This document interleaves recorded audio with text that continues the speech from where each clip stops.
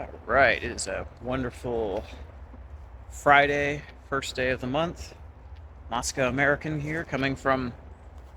I might actually be outside of Moscow. I think I might technically be beyond the city limits. Looking here, you'd think I was out in the wilderness. I once again took the bridge over the big highway that circles around the outer edge here that I don't live far from. And I went kind of the other direction. There's like these, there's like this park, and then like across the highway, there's sort of like a matching parallel forest. I'm not really sure if that's officially a park. There's just some like trails going through it, but I don't think they're as maintained. I think it's more just people have kind of made them by walking, trying to save time getting to some of the like. There are some like neighborhoods, almost like a little suburb area out across the way there. And anyway, so I decided to walk through it. It is interesting. I see all the places where like it looks like kids come out here and have little like get together bonfires because I keep finding places where little clearing and there's like logs that have been burnt and all. So that's interesting. Anyway, I will wish everyone a happy international. I think it's a beer day. That was a. That, I'll put that as my Russian news thing. Some people were sending it around and sharing it on some like the local news. There's like a local Telegram channel, and actually one of the places from work someone shared that. So happy International Beer Day to the folks out there. Not a big beer drinker, so I'm not sure I'll be celebrating, but I don't know. For everyone out there, though, have a good time on that. Anyway, so life continues. All the fun craziness is still going right now. So yeah, I think it was Politico had some article where they were discussing that European countries were feeling a bit insecure because what if Trump suddenly decided to, maybe in the interest of making some good business deals, kind of finish up the stuff with Ukraine, to take away all the sanctions on Russia, make big business deals with Russia that would then hurt Europe. I don't think we're looking at a situation where that's likely right now, but I am kind of curious if this is a way to kind of drop some of this stuff in the media to almost put pressure on Trump to have to come out and make statements denying this, that he would never betray Europe. I mean, Europe is falling all over itself to see who can kiss up to Trump and call him all the nice names, right? Call him daddy, all that kind of stuff. All right, so there's like a race. It's a humiliation race. I'm not sure what the prize is at the bottom of that to see who can humiliate himself the most with Trump of the European nations. But everyone's winning right now. Everyone's winning, and everyone's losing. Kind of works that way. Anyway, tariffs, right? Trump is, we're now under 10 days now, and so we had the deadline coming up. His August 1st deadline to get all these trade deals figured out. August 1st deadline, and then hours before the deadline, moves the deadline back to August 7th for the deadline for everyone to figure out their tariff, trade deals, everything like that. And of course, all the different countries, right? There's different countries that's tariff rates have suddenly been changed. Oh my goodness. To say the Trump administration has been chaotic is the understatement of, I would say, the century, but it's more like the millennia at this point. Yeah, so Canada, I think, found itself just getting bumped up 10% higher. They went up to 35% tariff rates. I'm sure it has nothing to do with Canada talking about, supporting Palestine's statehood, all that kind of stuff, right? Nothing to do with it. Yeah, of course, right? Tariffs, sanctions, all become the same thing. And they can change on a dime, right? Trade deals. I mean, isn't that like thousands of pages, thousands of hours of negotiators hammering all this out, these trade deals between these big countries? And then overnight, let's throw that all out, bump up another 10%, because we're the US, we can do that. And we'll do it just to punish you because we don't like something you did recently. I'm sorry, I feel like the takeaway right now with if you're looking at this as another country trying to do business with the U.S., the takeaway is the U.S. is out of control. There's no point in planning any long-term business plans with the U.S. Get out what you still can. At least that'd be the takeaway I would do. Now, of course, the U.S. is huge, so that's not really an option for everybody, but you get my point. It's just not looking good right now. So, yeah, in the middle of this chaos, Trump was making a statement about India, right, and putting the tariffs on India, saying, well, India, they don't even matter. They don't even matter, really. We don't do that much business with them. Doesn't make any difference. They can burn themselves down along with Russia and the failed BRICS or whatever else it was. It was a quite insulting language. Yeah, India's not happy. Been hearing more statements being put out. They sound like they're sort of planning to buckle down and not just take it. Was it one of the statements they were putting out was saying, he was trying to remind Trump that you can say it doesn't matter, but they're now the third biggest economy in the world by purchasing power parity. And actually, if you go by purchasing power parity, the U.S. is number 2. So India is the spot behind the U.S. So yeah, Trump is starting to sound like that kind of stereotype of some, boomer trying to do his, I don't worry about the internet. I still, yeah, I still only use my landline or whatever else, and it's just overblown. It doesn't matter. It's like to treat India as though, yeah, that's insignificant when they're central to your contain China strategy. When they're this huge upcoming economy, just treat it like, yeah, it doesn't matter. We got our trade deal with the EU, got our trade deal with South Korea hammered out. It doesn't matter. It's like, what century are you living in? How out of control have you gotten, or like how out of touch have you gotten? I should say at this point. I was looking at that popped over to the Global Times, which is from China, and so it's kind of a mouthpiece for the Chinese government, really, right? So you can kind of get a feel for what they're saying about stuff, and they were, I'll be honest, seemed almost kind of happy because they were commenting that Trump put 20% tariffs on Taiwan, even though Japan and South Korea only got 15. Oh my goodness, they were getting mileage out of that story, considering now they can just say, hey, look, Taiwan's dependent on the US now. It's made itself politically dependent. Look what happens, right? Japan might have a little bit of a bigger economy. It can stand up to the US a little bit better. Taiwan, that's trying to look to the US as their saviors, and the US knows they're dependent on them, they can just bump it up even more. They can squeeze them even worse. And Taiwan's getting in a pretty bad situation the more it follows along with the U.S. It seems like it's an ever more precarious situation. But yeah, I'll be honest. The Global Times article seemed almost happy about that. Almost now they were happy about it. They were getting all the mileage out of that, saying, "Hey, look, see, this is how it is for U.S. Allies, or I should say, U.S. vassals." Speaking of the Global Times, they also are putting out an article. Oh, man, this lighting is weird here. They're putting out an article discussing how was it their deputy permanent representative to the UN put out a statement or gave a speech in front of the UN, pushing back on these claims by the U.S. of how China's enabling the Putin's war machine, all that kind of stuff, right? Fill in whatever generic propaganda line statements that we're used to hearing at this point. And yeah, I think China is definitely not looking to back down from U.S. pressure right now. It was a pretty harsh pushback, saying, reminding everyone that, well, we're not actually providing outright weapons to either side. And since the UN hasn't actually officially condemned either side in this conflict, we therefore reserve the right to do trade with both countries, as we do. So legally speaking, you don't have the framework from the point of view of the UN to then demand that countries have to follow your rules and back down. At the same time, the US still buys uranium and products from Russia.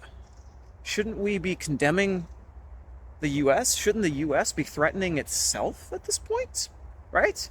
It seems kind of cynical that the US is providing the vast majority of the weapons for one side of this conflict and still buying its necessary minerals from the other side. And then tells everyone else that they are responsible or they have this blame in this war. Yeah, China was. I think they're getting fed up. They were not. It wasn't wrapped up with as many layers of polite diplomacy as you sometimes hear. So yeah, fun times. Tariffs changed the deadline all of a sudden, changed the rates on various countries just out of the blue. 6-7 days out where they're supposed to have been working these deals for months. Insulting countries. China get angry and throwing it back at them. It's I don't see this working out well for stable business deals in the future. I don't think. Man, Trump's starting to feel a little bit like Biden. Whatever he's doing each day just changes. Wakes up, felt that way one day, felt that way the next. I'm telling you, having the Republican Party suddenly be positive about Trump and say nice things to him, it's like it went and took his ego that I think did better things when he was the bad guy, right? Back when he had all the never-Trumpers pushing back against him. He could kind of keep balanced. Now you got people complimenting him. It's like his ego doesn't have anything holding it in check. So it's just kind of going crazy right now, I think. That was like the thing he had going was the economy, right? He was going to use tariffs not as just an extension of sanctions, but as a way to actually try and encourage the economy to grow. Instead, it's now starting to sound like some sort of mafia boss shakedown, right? So I was watching Brian Berletic, who lives in Thailand, I believe, was putting up a post on his thing going over the trade deal with Thailand, right? They have almost no tariffs on U.S. goods. The U.S. is still hitting them with high tariffs. I think they're hitting, going by memory here, it was like 20% or something. It was quite high. They were just trying to drop it from 30-something. And they still have to buy millions and millions and millions of dollars worth of like American agricultural products.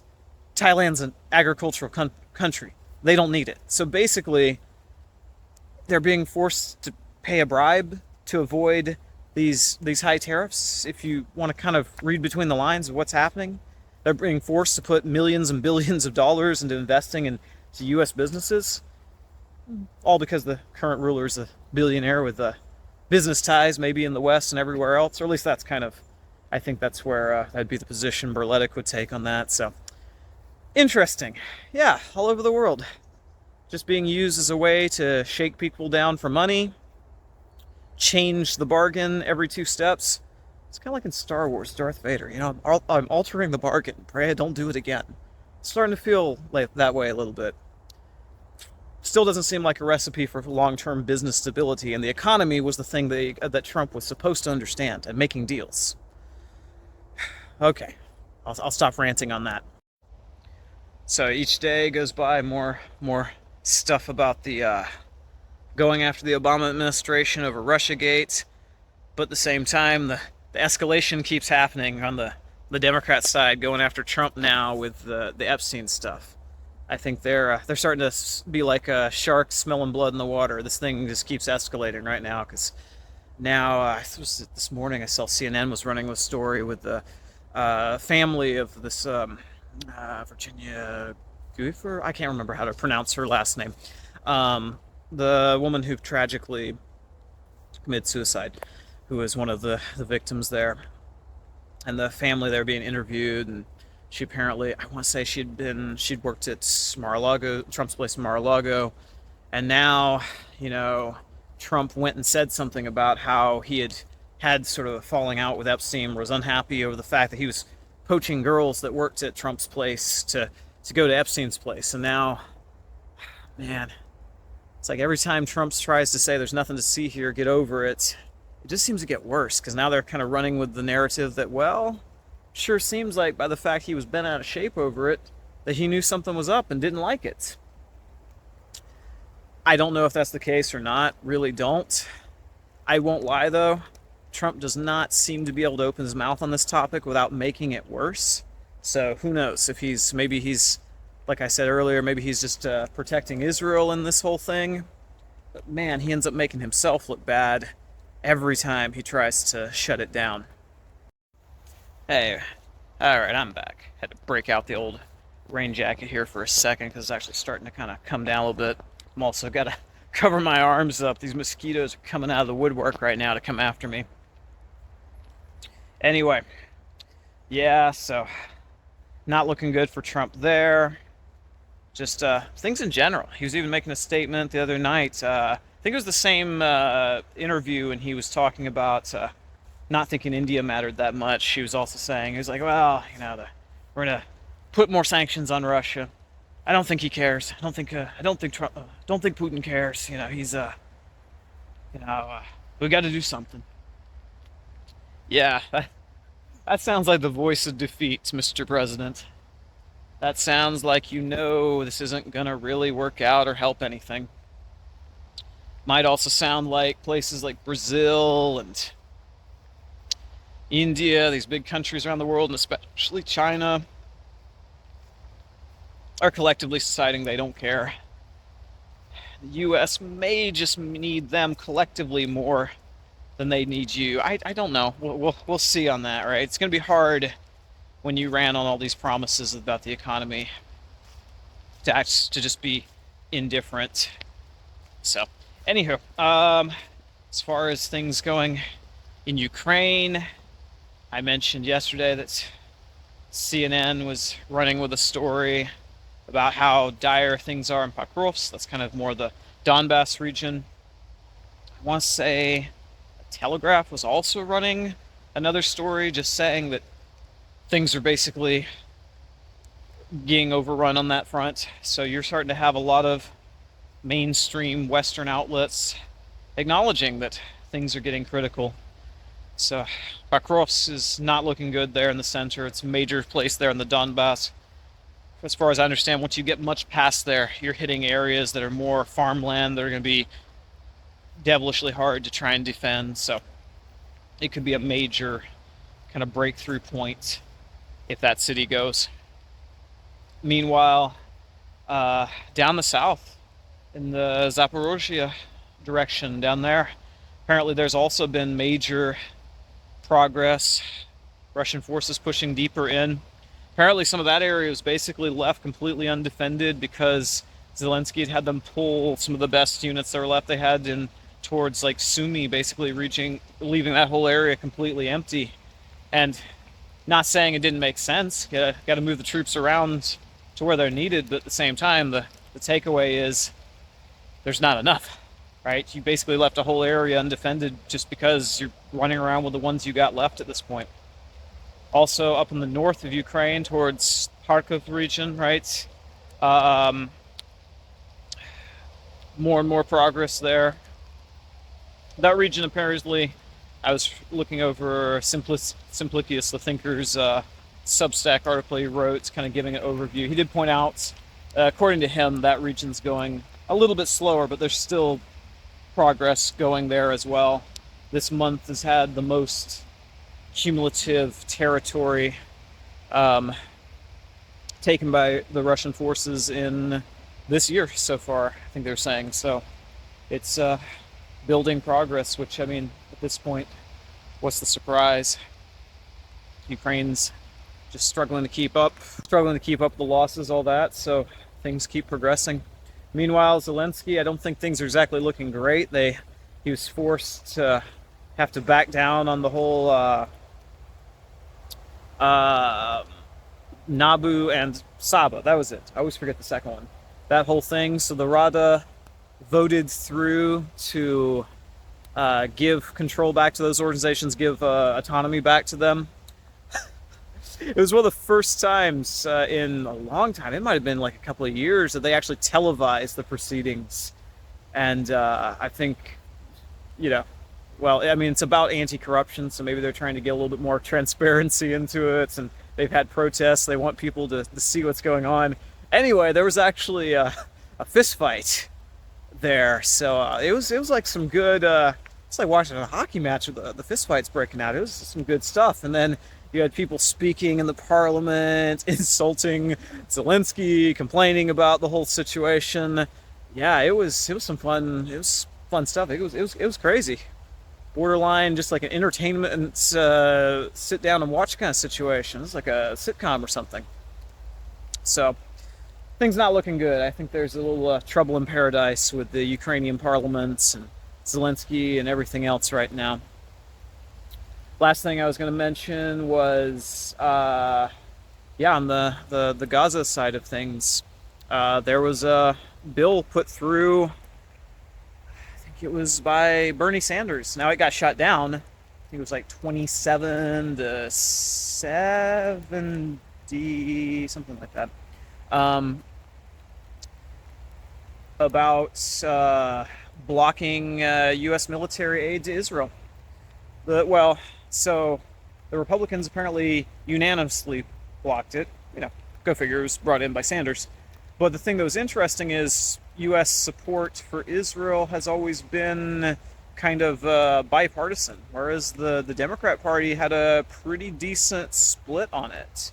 So definitely not moving towards across the board sanity, considering the sort of the closing ranks in the Republicans. I would hope that they would start having a little bit of sanity on this issue too, but still, I mean, this is one of the first times. I was looking at an article out there, commentary saying it's one of the first times you're starting to see some actual movement towards there being some disagreement, at least within the U.S. Congress, on this issue. So I mean, that's at least it's a positive. And I lied. One other thing, I was perusing the Washington Post, and there was an opinion piece because apparently Kamala is thinking about running next presidential election, and this it was just this piece was written basically just to specifically address that and answer it and say kind of a open letter format and no uncertain words. That's a terrible idea. So I just I couldn't help but mention that, just because to a certain extent it just seemed so comical to think, after all of this, that level of denial, that one, she's wanting to run again. She apparently sitting out the governor race, so doesn't think she's going to make that. She still wants to run for the president position again. And of course, the person writing it was a pretty, strongly liberal, writing the article, trying to be nice to her, but at the same time, he's still pretty much just let her have it, in the sense he's like, yeah, well, she got 75 million votes, but let's be honest, 70 million of that were just because Democrats were voting against Trump. I also have to appreciate the compliment saying, hey, she did better than we expected. She didn't have a single massively embarrassing gaffe the whole time when she jumped into that campaign trail.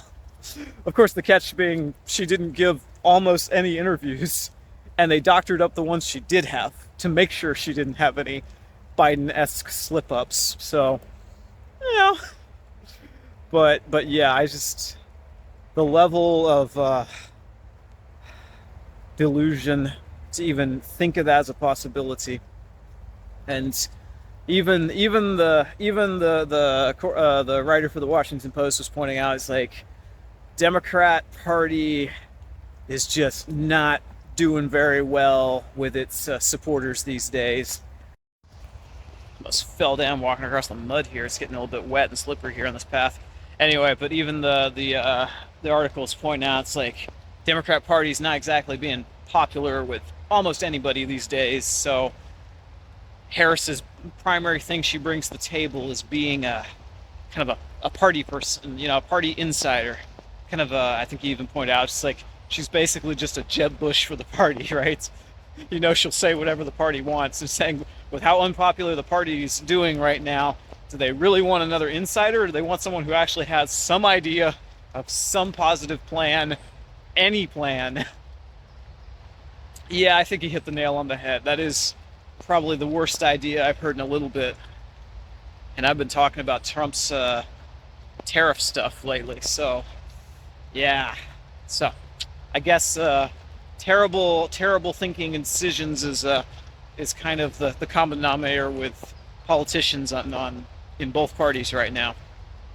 Anyway, I gotta get out of here, get back home, and get to a place where I'm gonna stop being eaten alive by all these mosquitoes that apparently hate me. Enjoy a quick view of the wonderful, beautiful nature out here. All right, y'all have a good one.